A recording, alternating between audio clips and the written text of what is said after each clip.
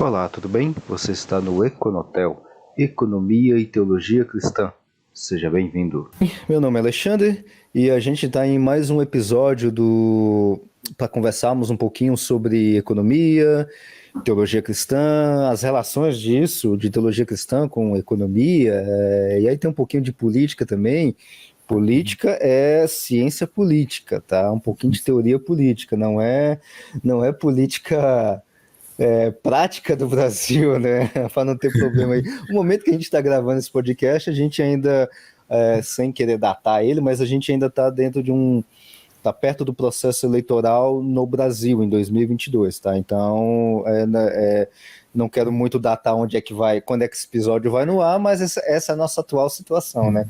E aí, nesse episódio de hoje, a gente vai começar uma coisinha nova dentro desse circuito que nós temos aqui do podcast, que é comentários sobre livros. A gente vai pegar um livro hoje para comentar, para abrir um livro histórico, não tem nada a ver com nenhum livro moderno, qualquer coisa do tipo. É um livro bastante histórico, bastante conhecido. E hoje está aqui também o Thiago. E aí, Thiago, tudo bem por aí? Tudo bem, tudo bem. Vamos para esse episódio aí, um spin-off, né, né,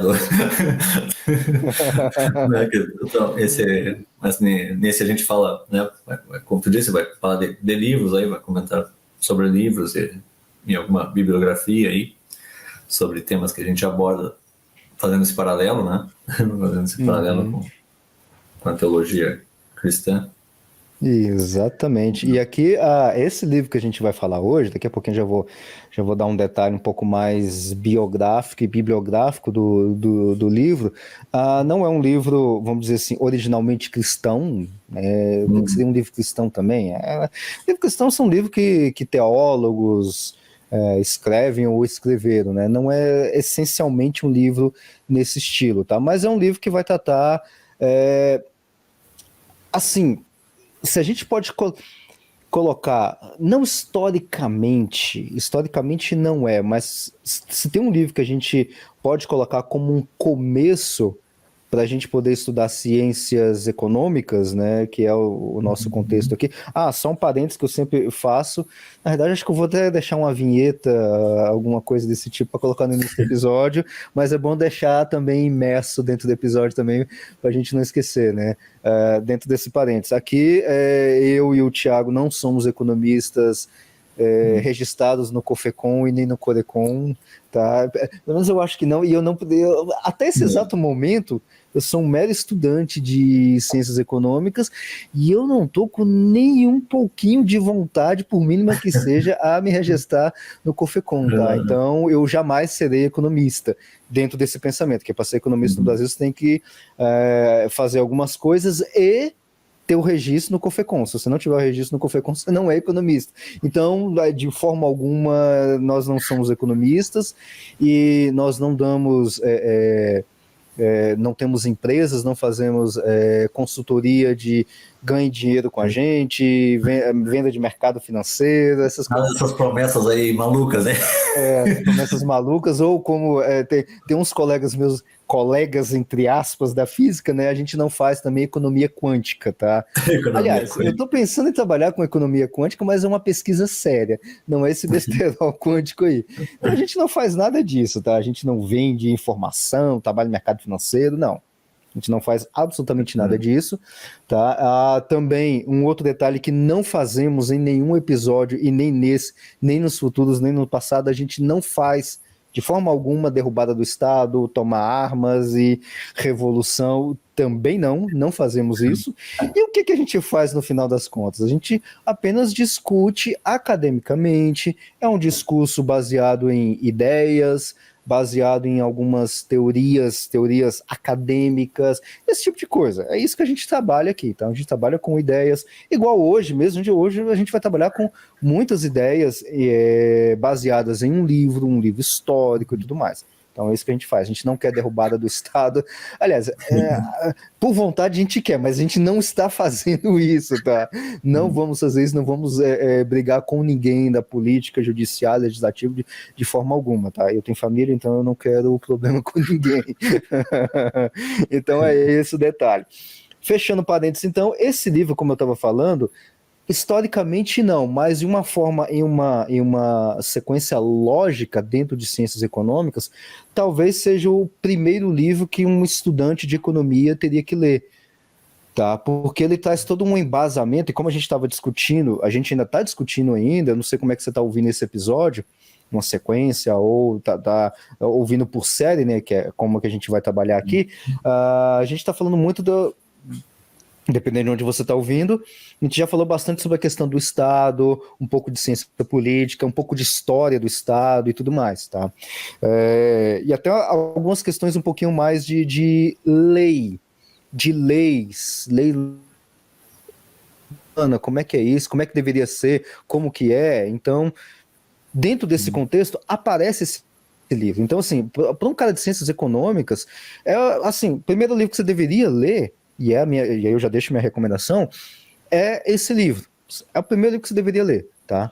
É esse livro chamado, o título do livro é A Lei, tá? Esse é o título do livro que a gente vai trabalhar hoje aqui.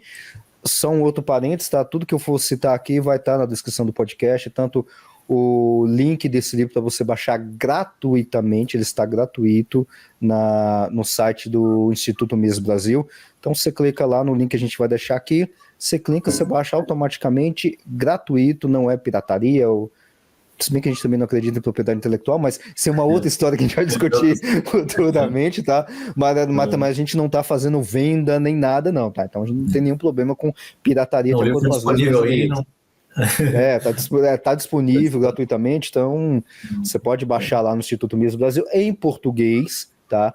É esse livro do Frédéric Bastiat, que é o título do livro que a gente vai começar a falar hoje, é A Lei. Tá? Então, antes da gente começar efetivamente dentro do livro, vamos ver quem que é o Frédéric Bastiat. Na realidade, eu nem sei se eu estou pronunciando o nome do cara certo, porque o camarada Claude Frédéric Bastiat, ele era, porque já é falecido, ele era francês, nascido ali na França. Então ele nasceu, só um pouquinho de biografia dele para a gente saber quem é esse cara que escreveu esse livro. Bastiat, então, como a gente vai chamar aqui, ele era um francês, nascido em 1801, bem ali no início do século XIX. E faleceu novo, ele faleceu em Roma, na cidade de Roma, se eu não me engano, Roma, aquela região ainda não era país chamado Itália, 1850, ainda estava o processo de unificação e tudo mais. Mas vamos colocar no nosso tempo moderno. Roma, capital da Itália. Hoje, tá? Hoje, não era na época dele. Então, o cara faleceu muito novo, arredondando as contas aí, 50 anos, 49 anos. Então, ele está justamente incluso dentro do século XIX. E o que a gente tem um pouquinho antes de Frédéric Bastiat nascer, tá? Ali na década de 1790, 1789, né? A gente tem a Revolução Francesa, né? Queda da Bastilha, 14 de julho de 1789. É porque eu sempre misturo o ano da Revolução Francesa com a revolução que teve aqui da derrama lá de Tiradentes. Eu sempre misturo os dois anos. Um é 1792, 1792, o outro então é 1789, da Revolução Francesa, 14 de julho, que é o marco que a gente coloca como marco da queda da Bastilha, né, lá na França. Então, Bastiat é esse cara que está imerso ali justamente depois da Revolução Francesa, Napoleão Bonaparte, aquela coisa toda, né, que a gente conhece bastante na história. Então, esse é o Frédéric Bastiat. E o Bastiat, só fazendo um resumo, que a biografia do cara é muito grande, ele tem muita coisa nele lá. Inclusive, eu vou deixar aqui 3 links, um do Ideias Radicais, tá em português, um pouquinho ali sobre quem é o Bastiat. Tem um textozinho pequeno, curto. Tem um outro site também que eu vou deixar do Novo, tá? Onde fala um pouquinho sobre Bastiat, um pouquinho da biografia dele, e um outro site que também é aberto, tá tudo aberto, então é só clicar no link, tá tudo aberto, da revista Oeste, que tem aí um pouquinho, o título dele até é interessante, Uma Dose do Pensamento de Frédéric Bastiat, em meio à ascensão das ideias contrárias à propriedade privada, o filósofo Bastiat disseminou os princípios liberais, tá? Então tem um pouquinho de texto lá, tem até um vídeo sobre Bastiat também, bastante interessante, tá? E também tem esse livro que a gente vai comentar. A gente só vai dar um comentário, a gente não vai ler o livro todo, né? Obviamente, não leu, você pode ler o livro em casa tranquilamente, mas eu vou deixar também um link. É só uma introdução, né? É só uma introdução. Assim, para conhecer o livro, não é? Isso, não é uma leitura comentada, a gente não vai detalhar todos os pontos, né? Então, inclusive, até se você quiser ouvir o livro, como a gente tem bastante audiobook, vai estar um link aí também para o YouTube, e eu sei que ele tem também para plataformas de podcast do Quem Vigia o Vigilante, eu esqueci o nome daquele menino. O cara é muito bom, ele narrou diversos livros, tá? A Ação Humana do Mises mesmo, ele narrou ela todinha. Sim. A epopeia. A epopeia. Pô, o cara gastou, acho que foram mais de 10 horas. Mais de 10 horas, dividiu em várias partes, assim, foi de leitura, e o cara tem uma boa dicção, tem uma boa fala e tudo, e aí tem também esse link, caso você queira ouvir no YouTube ou no podcast, você ouvir todo o texto completinho, acho que dá quase 2 horas de narração. Não quer ler? Então ouve, e o cara tá lendo o livro, tá? Então é muito bom, tá? Então você pode aí, enquanto lava a louça, ouvir o livro A Lei do Frederic Bastiat, tá? Então eu vou deixar tudo isso aqui no link. Só mais um resumo, então, da vida do Bastiat. O Bastiat, então, ele está justamente nesse meio onde tem uma briga muito grande por causa da Revolução Francesa. É um podcast gigantesco, por horas, para a gente falar de Revolução Francesa. Mas só arredondando as contas, a Revolução Francesa, o próprio nome diz revolução. Toda vez que você ouvir falar esse nome revolução, pode saber que a bomba vem depois. E literalmente a bomba veio depois da Revolução Francesa, tá? A França hoje no ano de 2022 que nós estamos, a França hoje, ela é consequência natural e sem fazer curva do que ela fez lá no final do século XVIII, tá? Literalmente. Ou seja, a bomba toda que nós temos, tanto na França quanto no mundo inteiro, em termos de ideias e de ideais, começa lá, e aí eu tô falando a bomba no sentido pejorativo, tá? Começa tudo na Revolução Francesa, tá? E aí o Bastiat tá nesse meio. O que acontece depois da Revolução Francesa? Vem lá o Napoleão Bonaparte, né? Que começou a querer conquistar praticamente o mundo de novo, né?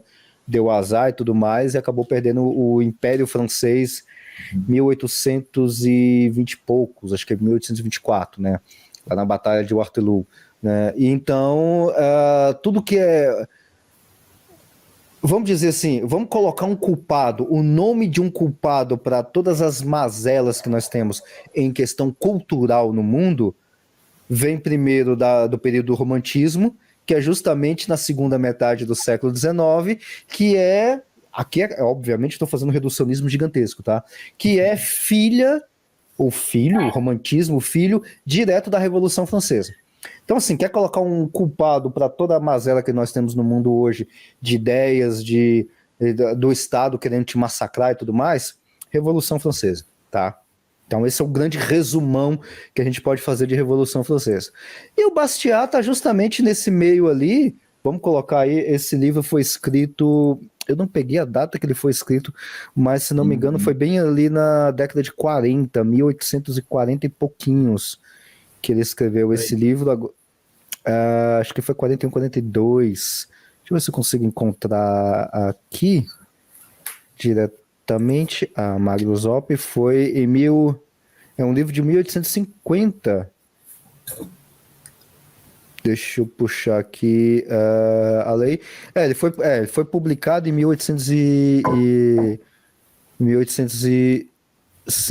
Ele foi, achei aqui. Ele começou a ser escrito em 1848 e foi publicado em 1850, um pouquinho antes do falecimento dele. Né? Interessante. Ou seja, o Bastiat praticamente escreveu isso já. O que tem aqui é o Bastiat maduro, né? Vamos dizer assim, que já estava praticamente no fim da vida dele.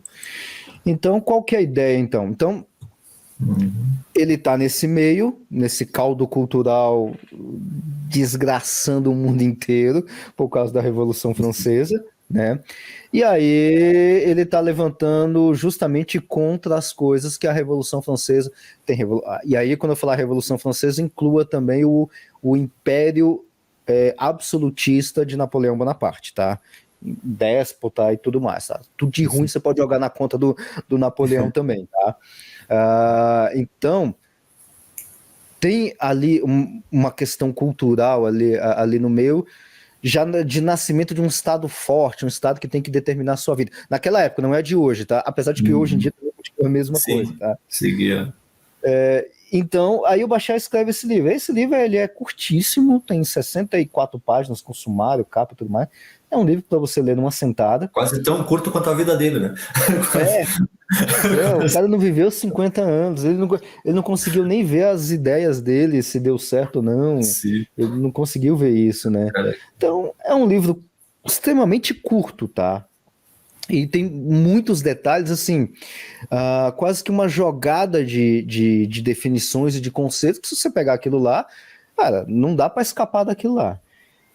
Bom, então começando então do começo do livro, aí eu vou começar justamente com a citação que é o primeiro parágrafo do livro, que não é bem capítulos, né? A gente pode dar nome a capítulos aqui, mas ele não tem capítulo. Por ser um livro tão curto, ele tem... se você olhar no arquivo, ele tem tanto em PDF quanto em EPUB e tudo mais, está lá no site do Instituto Mises, então você pode baixar em qualquer edição, em qualquer extensão que você queira. Então tem títulos de um conjunto de parágrafos, tá? A ideia é mais ou menos essa.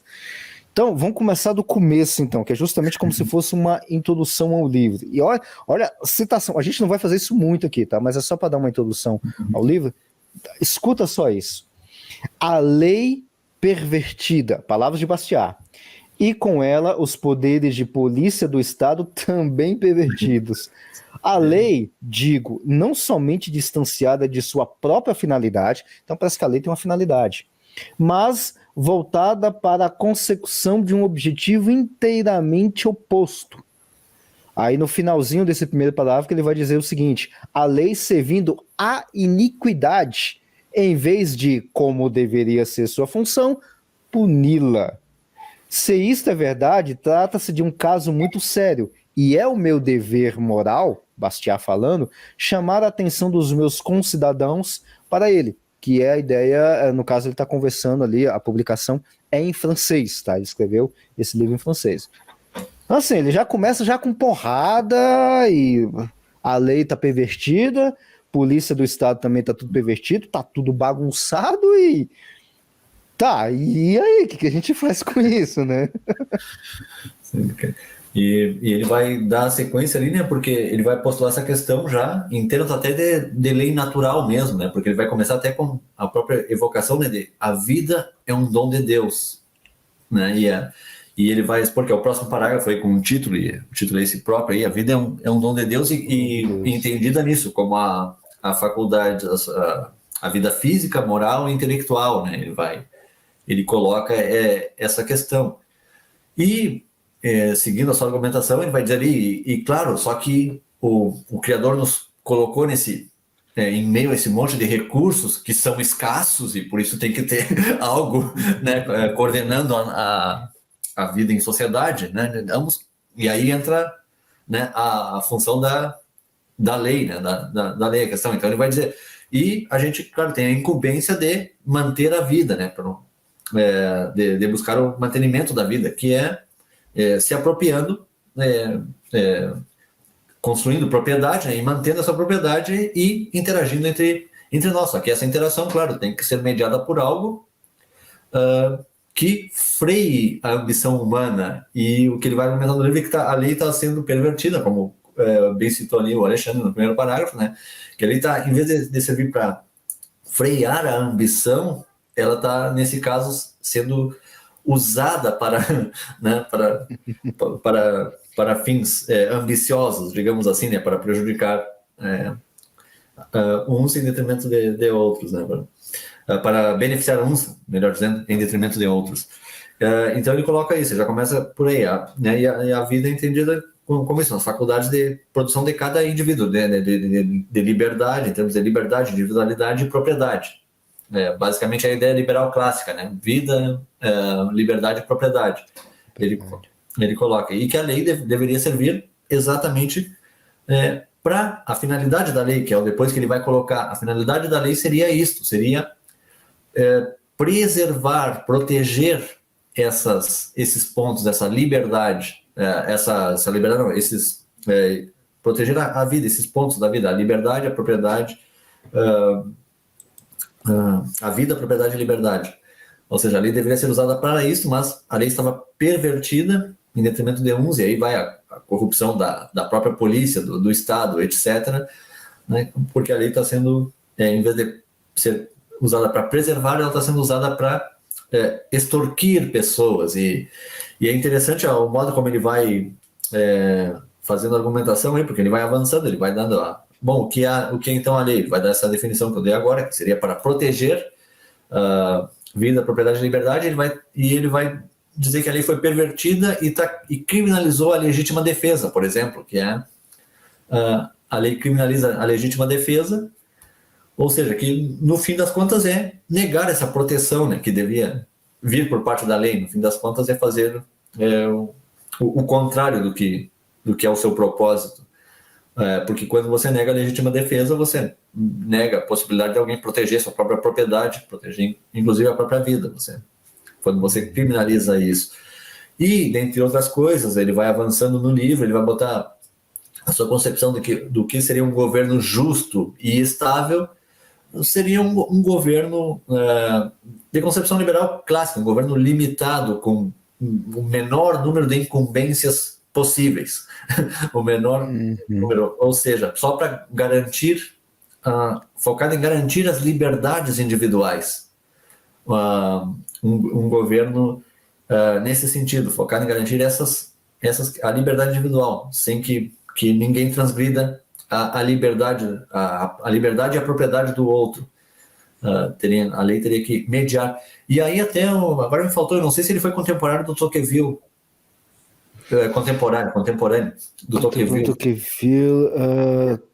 Quando que escreve Democracia na América, né? Na América. Eu acho que foi, porque o Tocqueville ele foi contemporâneo dele. Eu acho, porque aí, talvez também ele já com conhecimento também dessa, né? Não sei se ele já tinha conhecimento dessa obra, esse contato com o Tocqueville, que o Tocqueville vai fazer esse estudo de caso no nascente, assim, no recém-nascido dos Estados Unidos lá, que vai observar como funciona esse laissez-faire em francês, né? Perdoe meu francês, não é nada apurado, mas o Bastiat também, ele é dessa tradição do laissez-faire. O governo, para ele, tem que só sair da frente do indivíduo, deixar que o indivíduo atue, e a única função seria esta: proteger a vida, a propriedade e a liberdade, ou seja, não deixar ninguém transgredir esse ponto, né, em relação ao outro. E só que ele vai observando a sociedade que ele vive, ele vê que esse propósito está pervertido. A lei está sendo usada para beneficiar um certo grupo, né? Digam-se aí, né? Políticos e alguns achegados, né? Assim, a grosso modo, né? Porque ele vai... A tendência do ser humano, né, como ele mesmo vai dizer, seria isso: a autopreservação e o autodesenvolvimento, né? Ele vai colocar essas aspirações. E ele vai chegar num conceito muito interessante, né, que é a expoliação legal. Legal no sentido de lei, não no sentido legal fazer expoliação. No sentido, né, porque ele vai quer, né, o que nós diríamos, um roubo institucionalizado, né, por parte dessa lei pervertida, que a lei, em vez de proteger a propriedade, ela está sendo usada para extorquir a propriedade dos cidadãos, enfim. E eu não vou ler deixa eu ver, acho que não sei se eu vou achar a citação, mas tem uma... Deixa eu ver se... Bom, eu vou meio que falava de memória, cara, porque eu não vou me lembrar agora exatamente onde está, mas tem uma comparação que ele faz, assim, que eu acho muito interessante, quando ele vai falar que a linha geral do raciocínio é essa: se eu como indivíduo, não posso chegar simplesmente assim e dizer para o Alexandre, não, me dá parte da tua propriedade. Né? Se eu, como indivíduo, não posso fazer isso porque seria considerado roubo, né? Seria considerado roubo, extorsão, qualquer coisa, chego a força para o Alexandre, não, tu tem que me dar parte da tua propriedade. Se isso é imoral quando eu faço quando indivíduo, o que torna isso moral quando é feito pelo Estado, que deveria preservar, ou seja, preservar para que essa interação não fosse justamente isso, injusta, que alguém se aproveitasse da propriedade do outro, né, indevidamente. Ele vai colocar, e aí ele diz, e ele faz uma comparação de que barro são feitos os políticos, de algo mais nobre, ou por acaso são anjos, alguma coisa. Ele faz essa analogia, né, que vocês creem porque uma pessoa está num cargo do governo, ela está realmente preocupada com o bem do próximo, assim, que não vai ter ambição, né? Se a lei é para garantir que um ambicioso não tome a força da propriedade de outro, né? E tu vê alguém alguém fazendo isso por meio do Estado, por que aí já não é ambição ou torna esse ato, ou o que torna esse ato moral, então, de que o Estado tem o direito de expropriar terras e etc. Ele vai discutindo essas coisas. Então ele chama isso de, na tradução que nós damos, tá? Expoliação legal, né? E as vítimas, claro, são todos os cidadãos comuns, né? Aí que então são forçados, né, pela lei, por exemplo, a dar parte dos seus ganhos. E aí, né, se a gente pegar já tinha naquela época, todas né? Taxas e tributos indevidos, né, tem toda essa questão, porque nada justifica como voltando lá ao exemplo que ele próprio dá, e fazendo um pouco, se eu não posso tomar a propriedade do Alexandre indevidamente, assim, simplesmente a força como indivíduo é imoral, também é imoral dizer para o Alexandre, não, tu tem que me dar 10% do teu salário, 40% do teu salário. O quê? Eu não te comprei nada, não estou fazendo negócio, não tô... Pode tu vai dizer que tu tá louco? Eu me mato trabalhando e tu quer parte do meu salário. Então, se não é moral fazer isso como indivíduo, ele vai questionar essas questões. Não pode ser simplesmente de uma forma mágica passar a ser moral quando é feito pelo Estado, né? Como é feito pelo Estado. Então, por isso que ele vai falar dessa perversão da lei, que é uma questão que a lei imposta está sendo utilizada claro, o monopólio da força que o Estado tem, né? O Estado tem força de polícia, né? Então, mesmo que a gente esteja certo, a gente está errado. É uma coisa absurda, mas é o que acontece quando se faz a perversão da lei, né? Porque que erro tem saindo um pouco aqui do autor em questão, mas até fazendo um paralelo, né? O Thomas Sowell vai dizer isso, né? Eu nunca entendi por que é ganância alguém querer ficar com o fruto do seu próprio trabalho, agora tirar de um para dar, dizendo que vai dar para o outro, não é ganância aí, né? Não é justo, é algo justo, né? Que ele vai criticar, Thomas Sowell, ele vai só criticar a justiça social, né? Ele vai dizer, né? Ele vai fazer esse paralelo. E o Bastiat, já estava lá em Bastiat essa questão assim, e embora o Bastiat não era um libertário, aqui a gente pode ver uma semente de libertarianismo, assim, né? Mano, Pra mim ele era libertário completo, viu? Não, pelo escrito aqui, né? Se você lê a lei, você pensa, não, ele é um autor libertário, né? Libertário. Aí é libertário, mas ele era um liberal clássico. Ele, inclusive, salvo engano, me corrija aí, mas salvo engano, ele foi parlamentar francês, né? Foi parlamentar francês. E o que ele fez foi justamente o que ele, em vez de criar mais burocracia, criar mais lei, não, ele cancelou leis que eram absurdas, assim, que as amarras para o desenvolvimento, assim, vamos dizer, essas leis que impediam o laissez-faire, de novo aí meu francês não apurado, né, de impedir o indivíduo de tomar conta da própria vida, porque ele vai ter esse entendimento, como ele começa lá dizendo, a vida é um dom de Deus, e só que tu tem privilégios e responsabilidades, né? Tu tem esse privilégio de ter o dom da vida, mas tu tem que trabalhar pela tua propriedade, e ter a liberdade para desfrutar daquilo que tu logra, que tu consegue com o fruto do teu trabalho. Então é um livro um livrinho, assim, pode dizer até que é um panfleto, mas tem uma questão de profundidade, assim, muito boa do argumento dele, porque ele vai solidificar essa coisa. E como a gente está muito viciado, eu digo, a nossa época é muito viciada no positivismo, né?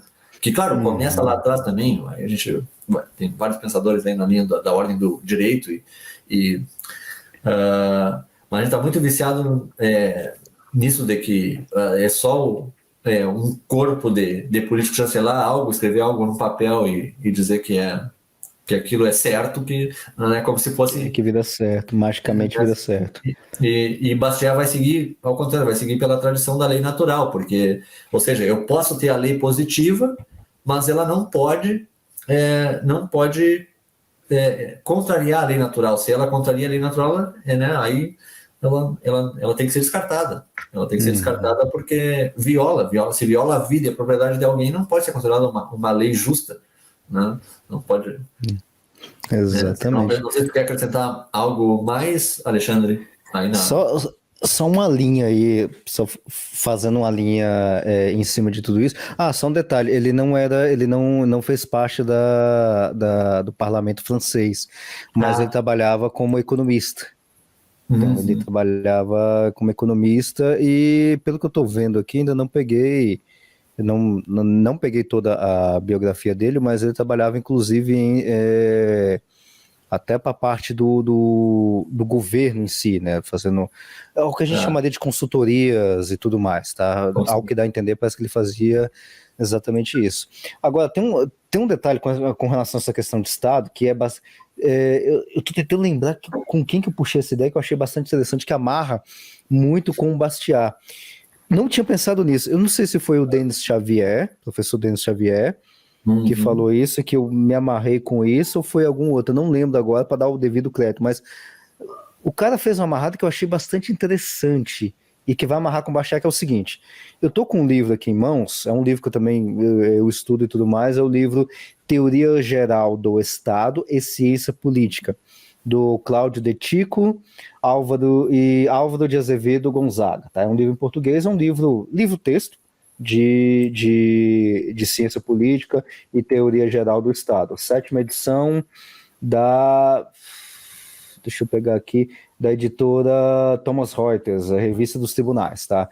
Tô com esse livro aqui em mãos, e aí, neste livro, não é palavras minhas, é palavras do Cláudio de Tico, num livro-texto sobre teoria geral do Estado, lá no capítulo 9, tem página, isso aqui tem página 86, 85. Página 85, capítulo 9, formas de governo, lá no 9.1, considerações preliminares, os autores vão colocar assim, e foi isso que o cara me falou, que eu amarrei com isso aqui e com Bastiat. Ele diz o seguinte, a questão do o que é um governo, um Estado, agora perdi, não é... aquela parte que ele vai definir o Estado como monopólio da força. Eu perdi aqui qual que é a ideia. Eu vou procurar aqui, depois se eu encontrar eu acabo falando, mas a ideia é o seguinte: nessa questão do Estado, o que o Estado é? Academicamente falando, tá? Dentro do conceito de Estado, tá? Estado é um ente que tem o monopólio legítimo da força. E aí, essa pessoa que eu estou tentando lembrar quem é que foi, que eu não lembro quem é, ele chamou atenção justamente para essa questão do legítimo. Pera, como assim? Quem dá legitimidade para alguém tomar de conta da minha vida e tudo mais? Aí, esse já é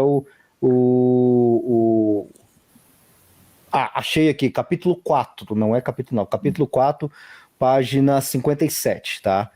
Então, deixa eu ler aqui para não ter erro, tá? Então, a definição do Cláudio de Tico. Uma definição abrangente que apresentamos de Estado seria, entre aspas, lá do Cláudio de Tico, uma instituição organizada política, social e juridicamente que ocupa um território definido e, na maioria das vezes, sua lei maior é uma Constituição escrita. É dirigido por um governo soberano reconhecido interna e externamente, sendo responsável, aí que começa, pela organização e pelo controle social, vírgula, pois detém o monopólio legítimo do uso da força e da coerção. Isso aqui é uma definição de conceito de Estado, capítulo 4, conceito de Estado, elementos constitutivos e características, Cláudio De Tico. Isso aqui é um livro-texto que a gente estuda na faculdade. Eu estudo isso aqui, por exemplo, na faculdade lá. Então, o detalhe que tem é o seguinte, essa expressão aqui, monopólio legítimo. Tá, quem é que deu legitimidade para o Estado para ter o uso da força e da coerção? Aí essa pessoa me puxou uma ideia que eu quero amarrar agora justamente com Bastiat. Porque o que o Bastiat está fazendo aqui em todo esse livro, tá? Ele está falando da questão da lei, ele vai falar da questão do Estado e tudo mais, tudo isso que você já comentou, mas tem um ponto, lá na definição da lei que você colocou, o que é lei então? E o Bastiat define lá o que é lei, lá na primeira página, na primeira página ainda. Isso, na primeira página. E aí ele coloca, é a organização coletiva do direito individual da legítima defesa. Tá? E aí, só um parênteses fazendo, porque tem algumas, talvez alguém que está ouvindo o podcast aqui não seja cristão e tudo mais, não tem problema algum, aproveite o que você quiser aproveitar aqui. Tá? E aí fala, mas aí tá falando da vida de Deus não existe e tudo mais. Tranquilo, tudo bem, não acredita em Deus, não é cristão, né? Tranquilo. Ignora essa parte do dom de Deus e tudo mais. Faz igual o objetivismo. Eu pretendo futuramente a gente até conversar sobre objetivismo, que tem umas coisinhas legais da Ayn Rand, tá? Tem muita coisinha legal lá, que dá pra gente aproveitar dentro de economia. Faz igual a Ayn Rand, não tem problema. Usa o objetivismo, usa o materialismo, usa tudo aqui. E quando você pegar esse tipo de coisa, você tira Deus e tudo mais, e você deixa apenas a parte material. E a própria Ayn Rand vai fazer isso naquele livro A Virtude do Egoísmo, as definições que ela coloca de altruísmo e tudo mais, e ela coloca que o mais elementar, a propriedade mais, aí é palavras minhas, não dela, a propriedade mais fundamental do ser humano é o que o Bastiat está falando, a vida. Se a vida tem uma fonte divina ou não, aí se você quiser descartar Deus e colocar só vida terrena igual a Arendt faz, beleza. Mas a propriedade mais fundamental é a vida. E para que serve a lei? É uma organização coletiva do direito individual da legítima defesa. Legítima defesa de quê? Aí o Bastiat vai colocar, cada um de nós tem um direito natural, recebido de Deus, você ignora isso ou não, de defender sua própria pessoa, sua liberdade, sua propriedade. Esses são os 3 elementos básicos da vida, que é o que a Rand também vai falar. Então, assim, e aí, resumindo muito a história, que aí tem páginas e páginas, o Bastiat vai falar da questão do governo justo e tudo mais, qual que é a ideia do governo? E aí tem uma definição que você pode ter Estado e um governo, você pode tirar o Estado e deixar um governo, você pode ter Estado e sem governo, tem várias formas da gente poder fazer isso, por exemplo, no caso da monarquia, você tem um governo mais ou menos ajustado, igual o Bastiat está fazendo, tem várias formas de fazer isso, mas vamos arredondar aqui Estado e governo, igualar os dois, tá, entre aspas, não é igual, mas vamos igualar só para simplificar. Qual que é a ideia de um governo aqui? O que o governo vai fazer no final das contas? O governo vai fazer no final das contas aqui, para o Bastiat, ele só tem uma coisa para fazer, está lá na página 13 do PDF, se alguém estiver acompanhando o PDF. O Estado só seria conhecido pelos inestimáveis benefícios da segurança, e ele coloca isso de uma forma bem destacada, segurança proporcionadas por esse tipo de governo. E aí, qual que é o tipo de governo que ele está falando? De um governo justo e tudo mais. Em linhas gerais, o governo, a função do governo é uma só, que é proteger a propriedade, a liberdade e qual que é os 3 pontos lá? A pessoa, a liberdade e a propriedade. Não é para o governo fazer MEC, fazer SUS, fazer aerotrem, fazer estradas, não. E só para amarrar com o que você está dizendo, assim, né, para fazer essa conexão também, como identificar a expoliação legal, né? Porque aí ele vai, né, tem um capítulo, um parágrafo que ele vai colocar isso, né? Ele muito simples. Basta verificar se a lei tira, isso aqui são palavras dele, Bastiat. Basta verificar se a lei tira de algumas pessoas aquilo que lhes pertence e dá a outras o que não lhes pertence. Exatamente. Então ele vai colocar essa questão, né? Que aí a gente pode aqui encaixar perfeitamente a famigerada justiça social, né? Que é uma contradição em termos para mim. Né? Só fazendo, né, tirando trazendo para nossa a atualidade, para o nosso tempo. Né? Então ele já vai colocar essa questão, e depois ele ainda vai citar, né? A expoliação legal tem muitos nomes, né? Seria da te dá outro parágrafo, né? Quais, né? Aí, por exemplo, tarifas, protecionismos, benefícios, subvenções, incentivos, imposto progressivo, instrução gratuita, garantia de empregos, de lucros, de salário mínimo, de previdência Criação de emprego social. também tem. Olha aí, ó, a gratuidade de crédito. Ele coloca, coincidentemente, né, todas as coisas Tá que valendo a parte Constituição da de nossa realidade. 89. É. E porque essa questão, né? Não tem como o Estado garantir isso, né? Não tem como o Estado dar alguma coisa sem tirar sem ter tirado antes de alguém, né? E isso inúmeros autores já citaram ou chegaram a essa conclusão que é óbvia, é óbvia até, não dizer que é uma obviedade, mas a gente está numa época que a gente tem que, né, como dizia o Chesterton, chegará o dia que tu vai ter que provar que a grama é verde, né? Como é que é? Vai ter que... Incrível então, isso. essa questão que ele vai colocar aí, que é bem o que tu estava comentando agora, né, Alexandre? Sim, o Estado não tem que garantir nada, porque isso vai gerar conflito, porque é óbvio que quem é beneficiado vai gritar pelos direitos adquiridos, né? Não mexam nos meus direitos, né? Se o Alexandre está pagando, as áreas dele, eu estou me beneficiando. Por obra do acaso, eu estou na ponta que recebe, eu estou bem, estou de acordo com a lei. De acordo com a lei, entre aspas, assim, vamos botar, né, como essa seria uma lei que teria que ser descartada, porque é totalmente injusta, por que o Alexandre tem que financiar o meu bem-estar? Então, ele já coloca isso lá muito antes, né? E depois, aqui eu já não... a escolha diante de nós, não sei se já dá até para a gente botar essa parte que ele vai colocar, né? As 3 escolhas que temos, sabendo disso, que a lei deveria ser, né? Que o Estado deveria ser isso, né? Garantir somente a defesa da vida, da propriedade, da liberdade, né? Bom, só nos resta 3 escolhas, né? Ele vai colocar, né? Ou poucos espoliarão muitos, ou todos espoliarão a todos, ou ninguém espoliará ninguém. cabe a nós aí fazer essa reflexão, né?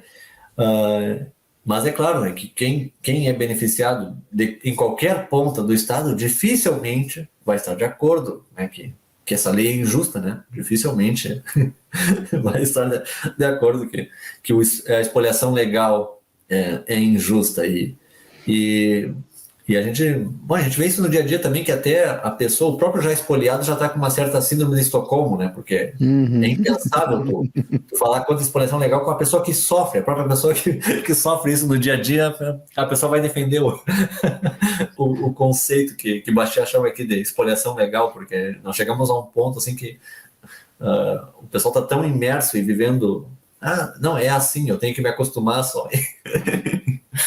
E já dificilmente vai pensar que existe um conceito aí que está distorcido, né? Que existe, que o próprio conceito de lei aí está distorcido. E é um livro assim, é um livro pequeno que pode ser até chamado de quase que um panfleto mesmo, porque você lê tranquilamente, mas é muito profundo na reflexão que faz nessa questão do que realmente é lei, porque hoje em dia, não sei, capaz da pessoa ter a noção de que lei é qualquer coisa colocada no papel, por mais absurda que seja, e legitimada pelo Estado, né? E se tá na lei, então tá certo. Sim, e Não. aqui, claro, voltando aí, só esse ponto de discussão acadêmica do tópico, né? Acadêmico. Acadêmica, não sei. Que é uma questão acadêmica, né? Teorizando acá e pensando sobre essas questões. Então, não sei se tu quer acrescentar mais alguma coisa, Alexandre. Só colocar um ponto aí, eu tô procurando aquele trecho, eu tinha encontrado aquele trecho que você tinha citado, tá Do bar lá, o dos anjos, né? Isso, eu tinha achado esse trecho aqui, acabei perdendo aqui, tá bem na parte dos socialistas, né? Socialista antes de Marx, tá? Então, só pra gente ter uma ideia Sim. que já existia socialismo Aí, antes de Marx, tá bem antes de Marx. E na França, a gente tá falando do caso de França aqui. Só esse detalhe, puxando então a definição de lei para Bastiat, a lei ela deveria, assim, tudo que a lei tem que fazer é aquilo que ele colocou lá na primeira página, que é defender, e aí vamos colocar em termos modernos de hoje em dia, defender o indivíduo. Defender literalmente, como ele coloca aqui, cadê a organização coletiva do direito individual da legítima defesa? Legítima defesa de quê? Legítima defesa do camarada ter a sua pessoa, sua liberdade, sua propriedade. Porque assim, e aí é o restante que o Bastiat vai acabar falando, né? Não tem uma questão coletiva, não existe coletivo, não existe o outro, essa coisa toda. Não tem. Você tem o indivíduo, você tem. E o Estado, o governo aqui, arredondando as contas aqui, a função dele é proteger o indivíduo. Essa é a função primária. Aliás, primária não, única do Estado é defender o indivíduo. Porque assim, eu vou ajudar o pobre, vou fazer isso, aquilo. Não é função do Estado. Então você. Aí quando a gente fala isso, né, o cara parece que vira chave, né? Parece bipolaridade, né? Então você é contra o pobre e tudo mais, apesar de que eu ainda sou pobre até hoje, tá? Os governos passados não tiraram a gente da pobreza, eu não como picanha todo dia. Não sei porquê, né? Disseram que eu ia comer picanha e ia andar de avião, né? São duas coisas que eu não faço. Então, espero que quando sair esse episódio já tenha passado as eleições para não ter problema. Então, não é que vai virar a chave, a gente vai ser contra o pobre e tudo mais. Não é isso, tá? Não é isso. Mas não é função do Estado proteger o pobre, ajudar o pobre, dar educação, dar saúde. Esses dias mesmo, no momento que a gente está gravando aqui, ontem, no dia que a gente está gravando aqui, eu estava até conversando com um colega, né, sobre essa questão do Estado e tudo mais. Mas o Estado tem que ajudar os pobres e tudo mais. Eu falei, não, por que deveria ajudar? Aí eu fiz uma conta, assim, uma conta matemática simples, né? Que pelo menos continha de matemática eu ainda sei fazer alguma coisinha. Ao contrário dos caras que defendem o Estado, não sabem aritmética, né? Então, qual que é a conta? Eu entrei ontem, eu não sei, talvez você está ouvindo esse podcast já até mudou o valor. Aí eu estava olhando ali quanto que um aluno de ensino fundamental, ensino infantil ganha, aliás, ganha não, que o Estado paga na escola pública desse aluno. Então, vamos fazer esse pequeno exercício aqui. Então, arredondando os números, é 290 e poucos reais, mas vamos arredondar para 300 reais, tá? Vamos arredondar para 300 reais. Então, 300 reais é o que o governo paga para uma criança, vamos colocar aqui uma criança de, igual a idade do meu moleque hoje, uma criança de 7 anos. Eu tenho um moleque de 7 anos aqui que está na escola. Então, o governo paga 300 reais na escola pública para uma criança de 7 anos estudar. Ok. Eu espero que eu continue tendo saúde mental e física para trabalhar, tá? Não quero, por minha própria vontade, jamais assim, dentro dessas condições, colocar o meu moleque para estudar na escola pública. Eu não quero fazer isso.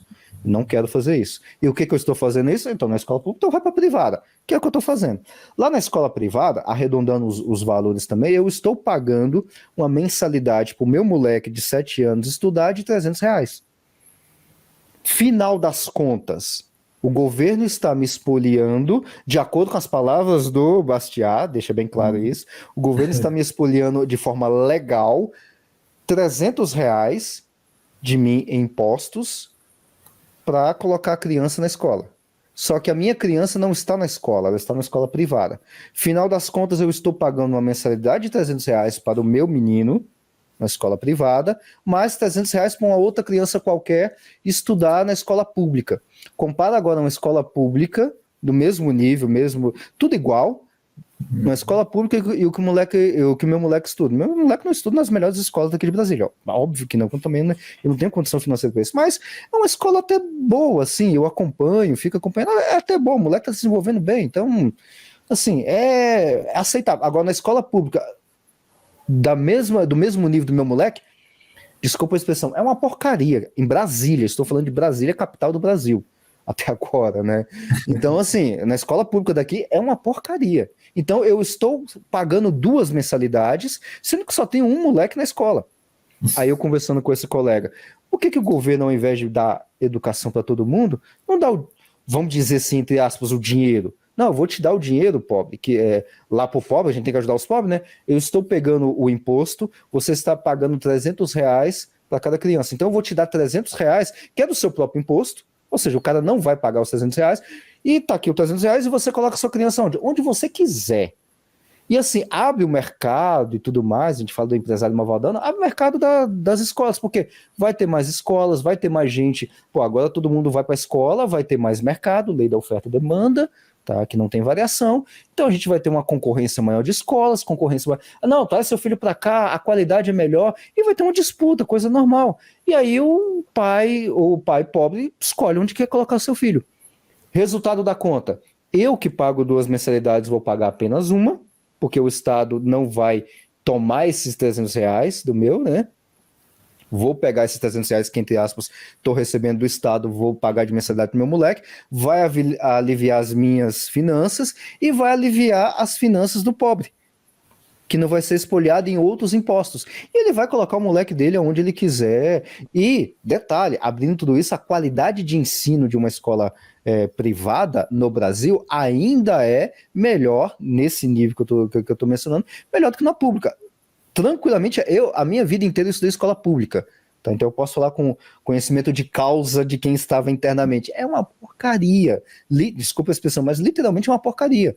E eu estudei na década de 90 até o início dos anos 2000, que era muito melhor do que a gente tem hoje. Sim. E eu olho os meus sobrinhos e tudo mais e falei, cara, você não sabe isso?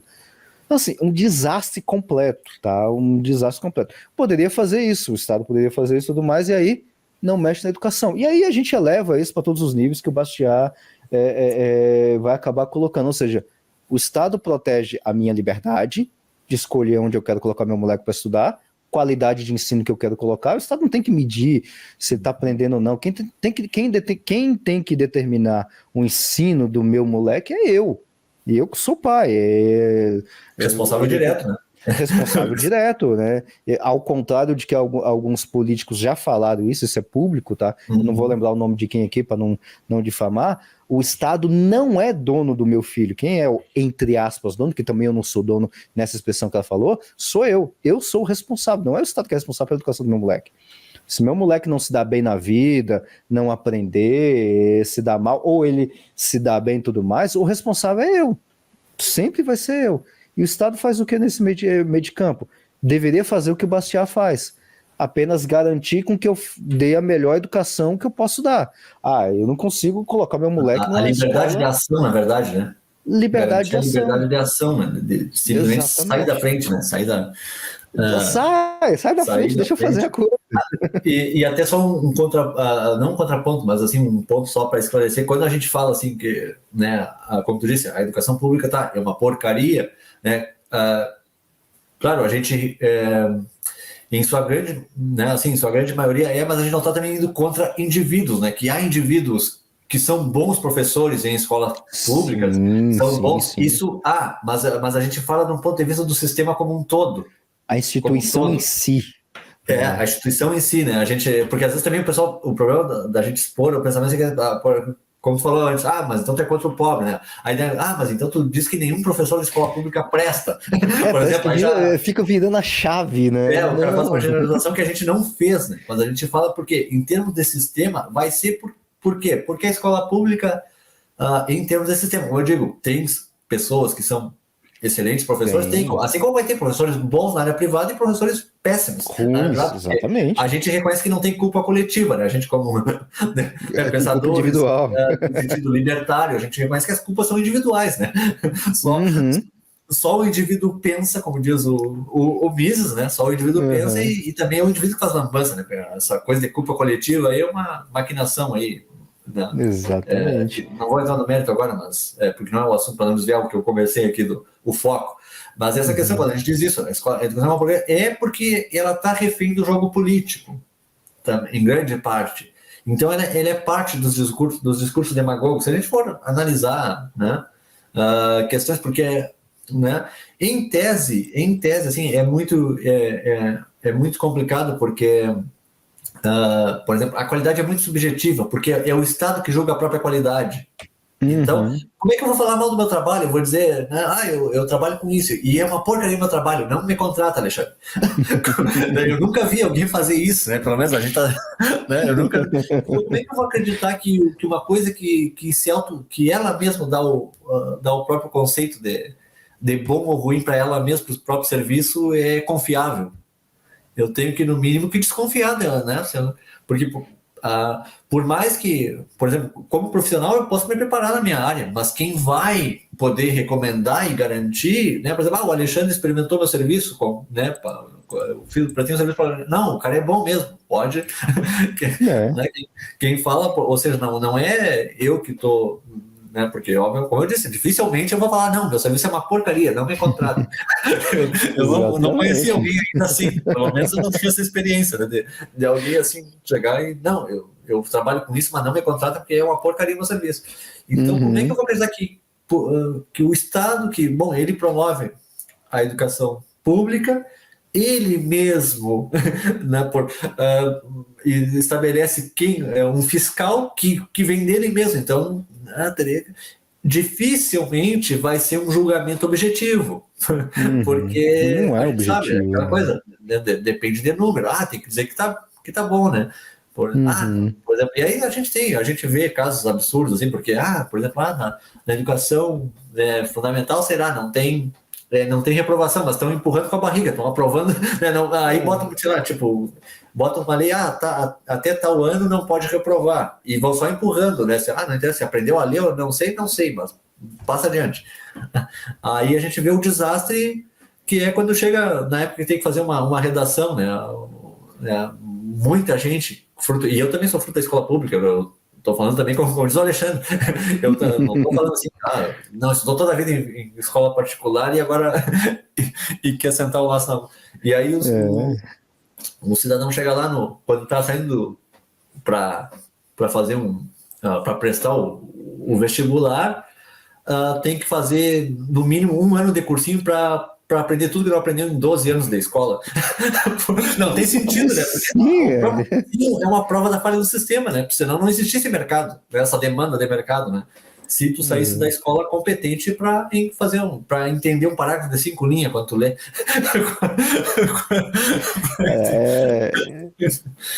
É terrível isso, né? Não, e assim, uma questão... então é difícil assim acreditar na própria, porque é muito subjetivo esse julgamento, porque é feito pelo próprio ente que fornece o serviço, então difícil, não tem uma comprovação externa, e a que tem não é aceita, porque, né, como eu digo, a gente é fruto disso aí, se a gente falar, né, não, mas é que vocês são contra o pobre, não querem que o pobre tenha educação pública, gratuita e de qualidade, né? Aí vem com os bordões, né, que esse bordão é até absurdo, né? É absurdo, porque por essas questões o óbvio já que não é gratuito, porque é fruto da espoliação legal, já começa por aí. O fato de alguém não estar pagando, né, talvez a pessoa que está usufruindo diretamente não está pagando, como o Bastião vai dizer aqui, é claro que o beneficiário vai clamar, vai gritar pelos seus direitos adquiridos, né, mas né, alguém está pagando isso aí, né, não é, né, do ponto de vista a questão da qualidade é totalmente subjetiva por a mesma coisa que eu digo. O mesmo órgão que provê vai promover o fiscal, então, e dificilmente vai falar contra si mesmo, dificilmente, né? Porque, né, do ponto de vista que a gente vê é isso, né? Tipo, internamente aqui, a educação pública é uma maravilha, aí faz uma prova de PISA lá, matemática, né, falta lugar no ranking para ser o último, falta o fundo do poço para se chegar na educação em matemática, português, etc. Eu tô olhando aqui. A prova de PISA não tem comprometimento nenhum com o, né, o país em questão que está sendo ali. Né? Nossa, é brabo. Então é uma questão puramente subjetiva, esse jargão, assim, não, eu luto por uma educação pública, gratuita e de qualidade, mas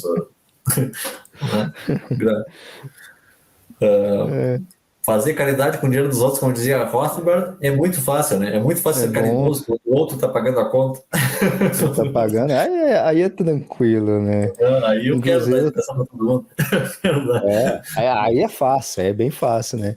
Eu tô até olhando aqui, o pessoal depois pode pesquisar na internet, é o dado de 2018, não sei se tem dado recente depois disso. Eu falei certo, né? PISA mesmo, do PISA.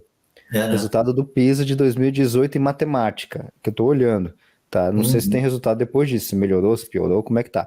Em 2018, o resultado em matemática, o Brasil era o quarto pior. Perdia, o pior era a República Dominicana, que estava em último lugar, penúltimo lugar era o Panamá, antepenúltimo lugar era a Argentina, aí vem a gente.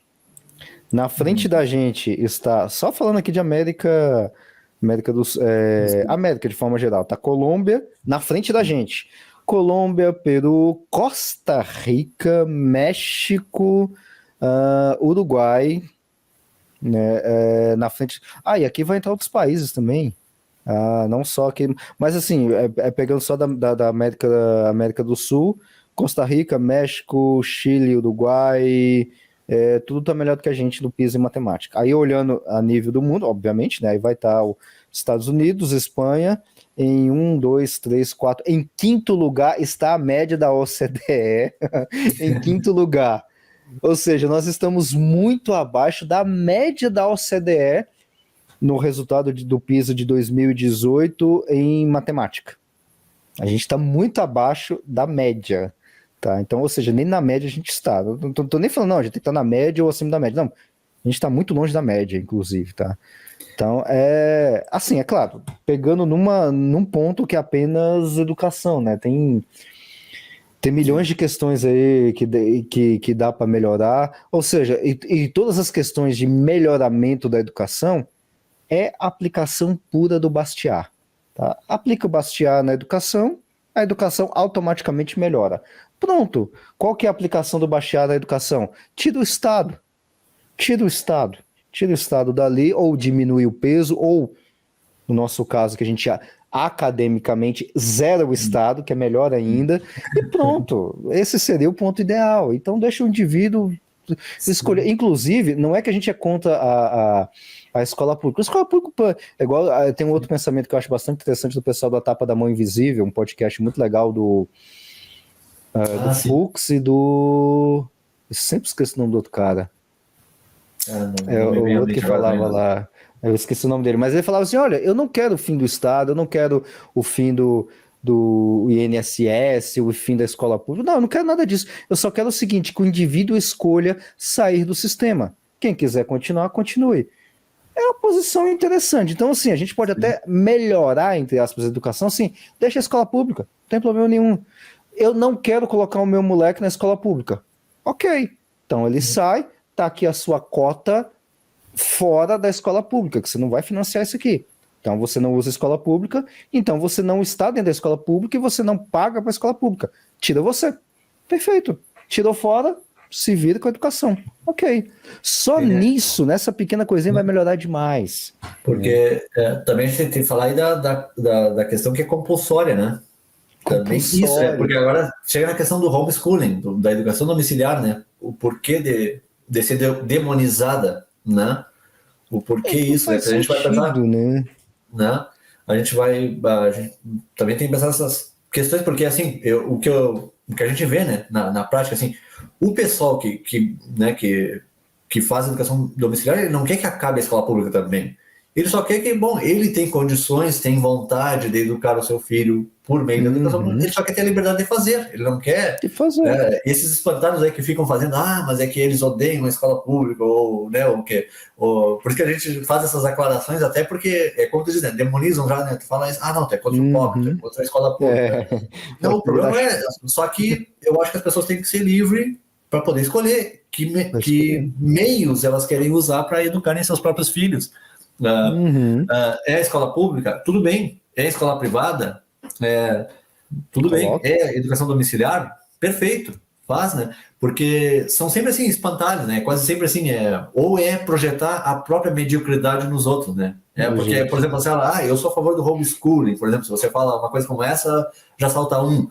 Mas nem todo mundo tem condição. Eu digo, bom, não projeta a tua mediocridade nos outros. Se tu não tem condição, tudo bem, matricula o teu filho na escola pública, na privada, paga professores particulares, tutores, sei lá, dá o teu jeito. E faz. Mas agora não impeça quem tem condições e quem pode, quem quer ter a liberdade de fazer o de executar.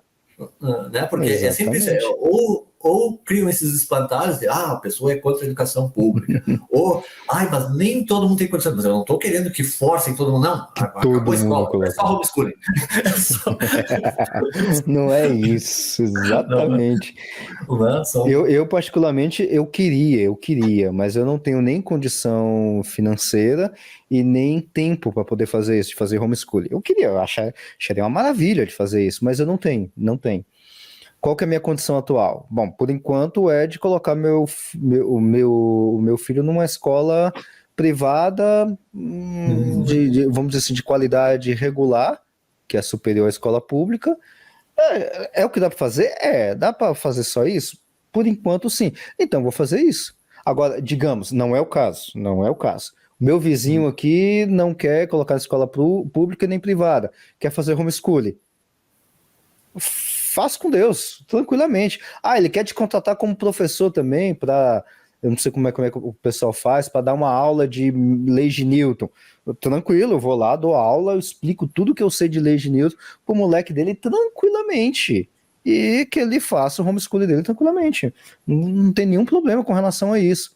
Não vou fazer proselitismo de puxar ele para a escola onde meu moleque está, porque ele não quer colocar o moleque dele na escola dele. Tá bom.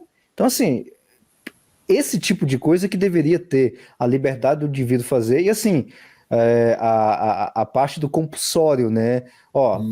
Você não vai colocar na escola, mas tem que pagar. Não, eu queria a opção de não pagar também, porque dá uma aliviada nas minhas contas, né? Mas a gente não tem essa opção, né? Infelizmente, né? Então... são coisas absurdas. Aí, claro, a gente tem que fazer esses aclaramentos, assim, né? Vamos dizer assim, porque isso se torna às vezes muito turbo, assim, muito nem é um argumento, é na base da emoção, né? Mas tu disse isso, automaticamente tu quer matar os pobres. Automaticamente tu não quer dar educação para os pobres. Tu não quer. Que tem a ver? Eu quero que o pobre faça a vida dele do jeito que ele quiser. Inclusive, se ele quiser continuar pobre, o que eu posso fazer? Sim, eu não posso obrigar o cara a fazer nada, né? Então são questões que a gente tem que fazer essas ressalvas, né? Porque essas ressalvas, assim, porque é uma coisa, é uma de espantalho para cá e para lá, assim, e pouquíssimo argumento. Né, que estão argumentos que não são argumentos, né, estão abaixo da linha da razoabilidade, ó. Tem ali abaixo da linha da pobreza, tem abaixo da linha da razoabilidade, né? Sabe que a gente vive, o pessoal fala jargão e pensa que está argumentando, né? Exatamente. Abaixo. Aí não sei, Alexandre, se tem mais algo a acrescentar. Eu acho que tá tranquilo. Eu só queria só concluir, então, esse episódio nosso aqui, né? Ele ficou um pouquinho mais longo, mas deu pra gente dar uma boa introdução no Bastiat. Acho que deu pra ter uma boa ideia. Uma leitura comentada, né? A gente até citou algumas partes ali. Mas era só para dar uma ideia para o pessoal Mas tem ter uma ideia do que vai encontrar, né? do que vai encontrar. E assim, o Bastiat ele vai comentar em muito mais coisas que a gente falou aqui. Tem coisa que a gente nem Sim. citou aqui, então tem bastante coisa. Mas eu só queria fechar com o último parágrafo do livro que ele vai citar, que é bastante interessante. E aí, de novo, se o cara acredita ou não em Deus, se quiser tirar Deus aqui do meio da jogada, fique à vontade, mas o Bastiat ele coloca nessa forma. E posto que se infligiram inutilmente ao corpo social tantos sistemas, esses sistemas de governo, Estado e tudo mais, que se termine por onde se deveria ter começado. Que se rejeitem os sistemas, que se coloque, por fim, a liberdade à prova. A liberdade que é um ato de fé em Deus em sua obra. Aí eu vou parafrasear o Bastiat. Se você não acredita em Deus, então coloca a liberdade que você deveria ter, que é o voltar ao início que o Bastiat está falando, na sua própria vida. A sua vida tem que ter a liberdade de você fazer o que você quer fazer, colocar o seu filho na escola ou escolher o sistema que você quiser. Então, é o que ele está falando, rejeite os sistemas. Os sistemas aqui, no caso que ele está falando, de sistemas de forma impositiva. Rejeite isso e coloque na prova a liberdade do indivíduo. O indivíduo que tem que escolher. Aí, se disso vai produzir algum tipo de coletivo, ou seja lá o que for, problema do indivíduo também, não é do coletivo. Esse é o ponto, é o ponto-chave aqui do Bastiat, né? Bom, acho que é isso então. A gente conseguiu passar em tudo. Tem mais algum detalhe, Thiago? Tu queria comentar? Não, eu acho que dá para o pessoal ter uma boa noção aí, né, do que, né, quem não conhece, né, assim, quem trata, dá para ter uma boa noção do que fala, do que trata o livro, né, e é um livro, assim, um livrinho pequeno e muito interessante, assim, leva a reflexões interessantes. Né, uma obra muito boa, assim, muito boa e de fácil leitura, né, assim, diria, né, não, uma introdutória muito interessante. Né, por minha parte é isso mesmo, Alexandre. Bom, e aí fica a recomendação, então, recomendação de leitura desse livro. Todos os comentários que a gente fez aqui, tanto do Bastiat, eu até coloquei o link dessa informação que eu citei do PISA na descrição, então se alguém quiser, ao invés de pesquisar, já olha direto no link que eu coloquei ali. Tá, então já vai ter informação, não sei se está atualizado isso, tá? Isso é de 2018, né? A gente está em 2022, não sei se atualizou. Então, bom, é isso. No próximo episódio, então, a gente vai comentar um outro livro, né? E a gente vai sempre fazer essa jogadinha de colocar um episódio de algum livro comentado, de algum tema mais específico de algum livro, e aquela outra continuidade que a gente está falando sobre economia, definições de economia, a parte de teologia cristã. Então a gente está sempre relacionando com teologia cristã, esse é o foco do podcast também, e é claro que isso a gente vai intercalando na medida em que vai fluindo. Tem vezes que a gente já tem que falar um pouquinho, igual no início do podcast, que a gente falava bastante sobre teologia cristã, uma parte mais de texto bíblico. Outros episódios que a gente já comentou também são mais focados em definições de economia, de Estado e tudo mais. Outros, como esse aqui, a gente pegou um livro que não é escrito por um teólogo, então a gente sempre vai dar esse misto aí dentro dessa linha aí de economia e teologia cristã. Bom, senhores, vamos ficando por aqui então. Aguardo vocês no próximo episódio e até a próxima. E se você gostou desse episódio, não deixe de avaliar no Spotify com 5 estrelas ou deixar o seu like no YouTube, caso você esteja ouvindo por aí. E também não deixe de ativar as notificações para você ficar por dentro dos próximos episódios, tanto no YouTube quanto no Spotify. Até a próxima.